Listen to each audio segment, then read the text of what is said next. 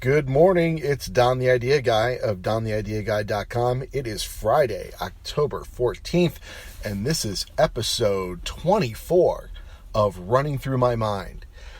So, at the end of the week, what is running through my mind today that we're going to talk about on the show? And that's probably all the things that I'm listing that I need to work on for this weekend. So, I have presentations to put together, I have slide decks to build, I have a beer storm session for podcasters that I need to develop some additional content on.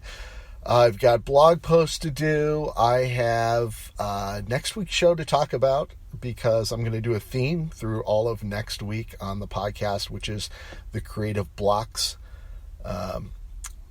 club that I've been putting together. I mentioned it once or twice in earlier episodes, creativeblocksclub.com, where I've basically taken the idea of a subscription box club where you get cool stuff sent to you on a subscription basis and merged it with the idea of an online course on creativity that'll help you break through your creative mental blocks. And it's coming up. It's almost time to ship out the first box. So I am narrowing down the things to go in it. I am finalizing the content for the first section of the course. I'm buying boxes, getting stuff to put in the boxes. I got my order to place this weekend for some of the stuff to go in. I'm really excited about this project, and because the box charter launch is going to deal with 4 distinct boxes, I'm going to use next week to talk about the Creative Blocks Club content, the course content concepts, at least give you a high-level theme of them over the course of the 5 episodes next week. So that'll be fun. I'm looking forward to it. I hope you will too, and it'll be your last chance to sign up at creativeblocksclub.com. I'll put the URL in the show notes, but it's just how it sounds, creativeblocksclub.com.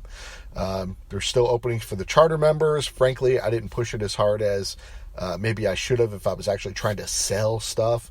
But I just wanted a small group of people who were excited about the concept too. And I know I've got 4 or 5 of them that are pretty enthusiastic. A couple write and say, when are we getting it? When are we getting it? And soon is all I can answer for that right now.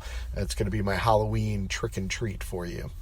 What else is running through my mind? I'm in the middle of a fantastic podcast episode from my friend Nick Loper at Side Hustle Nation.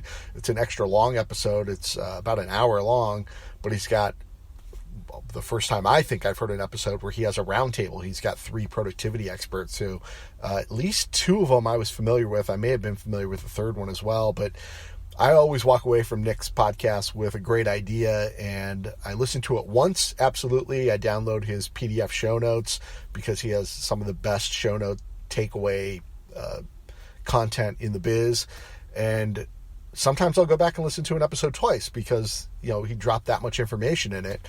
Today, I'm only halfway through, and I already know I'm probably going to have to listen to it 3 times, once for each of the guys on the episodes, because they're all just giving fantastic takeaways. Productivity is a topic of interest to me. Anytime I can come up with new ways, better ways, shortcuts to make my ability to produce content go faster and more easily, I'm into it, especially if you can make it fun. And these guys are dropping tools all over the place, process all over the place, and I'm talking to the podcast while it's going. Sometimes you talk to the TV. I see guys who follow sports a lot shout at the TV.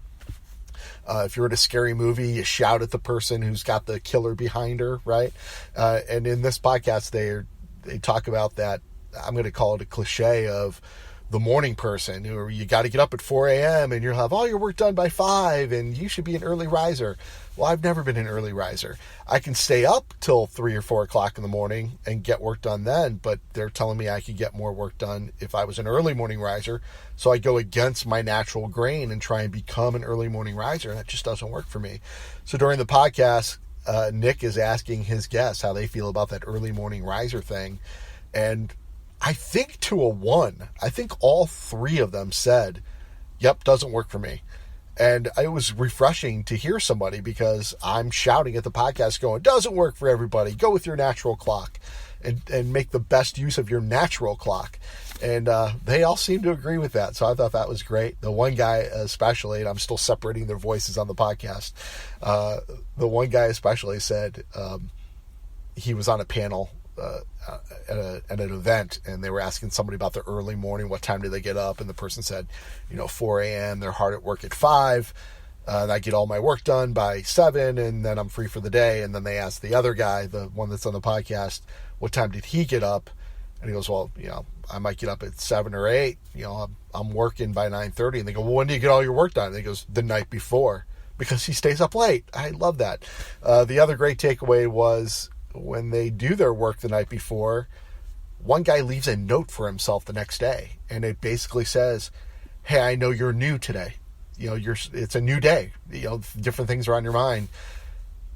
But as much as you love to check social media and your email, do one of these 3 tasks that you said were really important first, and then go and check your social feeds. And I thought that was fantastic.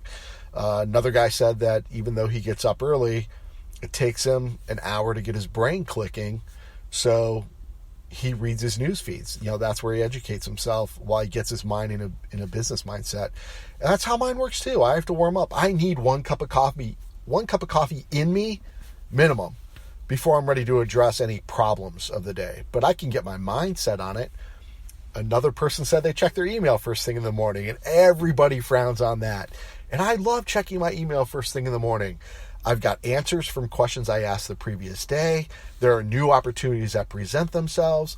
I don't get the people who only check their email twice a day. I don't understand it. I'm sure they're out doing things, but to me, the things I do are based on the things that come in the email, because that's where all the new opportunities come in. That's where the answers to my questions about the things I'm working on come in. So I've never been able to follow that. I think we're going to have to do an email off with my buddy Mike Rudd from marketingfunwithmike.com, because he's one of these guys who checks email like twice a day. I don't understand that concept. So I think having a panel discussion with Mike would be fantastic, because maybe we'd both understand each other a little more. Like, I sent you an email and it's a day before I get an answer back. And he's like, why do you send me emails at 3 a.m.? It would just be hilarious. I think we could do a stand-up routine out of it.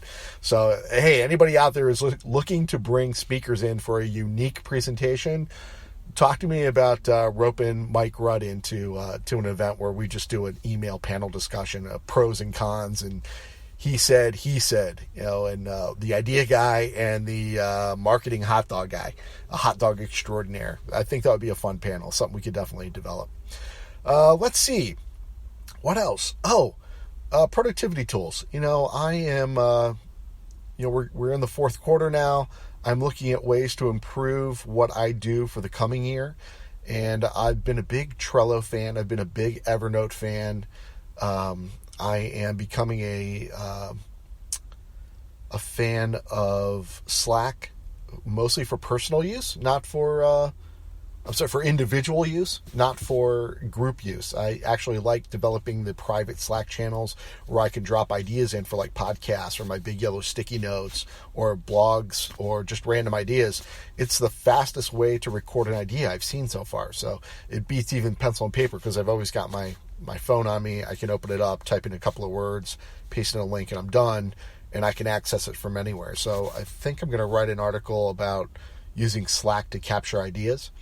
And moving away from Evernote. I don't like Evernote's new interface at all. Their web interface, which is mostly where I use it. I don't know, it just become too cumbersome, and I like the simplicity of Slack. The other is Trello. I think I've botched my Trello setup, so either I'm going to delete the boards and start from scratch, or archive the boards, or start a separate board title and start from there, or I'm going to give Asana a try. I'm seeing a lot of the guys, frankly, the guys on the podcast I just mentioned with Side Hustle Nation were mentioning Asana. I'm hearing Asana come up again and again, and what's weird is I originally tried Asana and then went away from it for some reason. I don't recall why, but maybe it's time to revisit that. Also heard more and more people talking about starting their years in September, and I thought that was interesting, that they're timing it with the restart of the school year, which I thought was cool. If you have kids in school, you'd be more geared up towards that. But the thing that I heard one of the productivity experts mention today was that they started their year in September because it put them several months ahead for the new year. So yeah, you're right. If I start all my changes at the end of, or at the beginning of the fourth quarter of the previous year, I could be 3 months ahead of the people who are just starting their year and being fresh in January. The other great thing he mentioned was everybody starts a year in January, so that's when the gyms are busy. Nobody's joining the gym in September, right? So I thought that was interesting. Things that are running through my mind. That's the topic of the show. That's what I'm going to talk about. So don't know what I'm going to do about it yet, but it is something that's running through my mind. Also came up with a sponsorable moment that I'm not sure I'm going to do on this podcast. Perhaps I'm going to save it for Big Yellow Sticky because I could see it working in both places. Let's see. I'm really looking forward to the podcasting beer storm that I'm doing with a couple of friends of mine this October 25th. It's a Tuesday at 7 p.m. It's sponsored by a company called Circle 270 Media. Circle 270 Media. He's building his name's Brett, and he's building a local podcast network of podcasters in and around Central Ohio. I think if you twisted his arm, he'd take anybody that's in Ohio, but the idea is to keep it in Central Ohio. And he's bringing myself, the idea guy, and a really good friend of mine and one of my favorite people to brainstorm with, Chuck Francis, who owns Take and Bake Marketing, takeandbakemarketing.com. I've worked with Chuck on a number of projects. We worked together at Remerge Consulting Group. And now we're going to be getting in a room with probably 15 podcasters to talk about traditional programming that they can adapt from the radio industry to make their shows flow better and to develop and promote themselves better, to create these sponsorable moments in the show and how to promote them to attract sponsors, and then brainstorm ways to generate revenue from it. So I think it's going to be a blast. It's the first one that we're doing as a group. I've done one-to-one beer storms before, but we're getting together in a couple of Tuesdays from now over beers at a place called the Daily Growler in Powell, Ohio. You have to reserve a space if you're in and around Columbus and you want to join us for this. It's going to be October 25th at 7 p.m. It'll last a couple hours, and we're going to stick around afterwards for one-to-one conversations. But you need to register at Circle270events.com. Circle270events.com. Spacing is incredibly limited. You'll need to fill out the application, the request to attend, and we ask you what your podcast name is, how many episodes you have, and we'll confirm back that we have space for you and we want you there.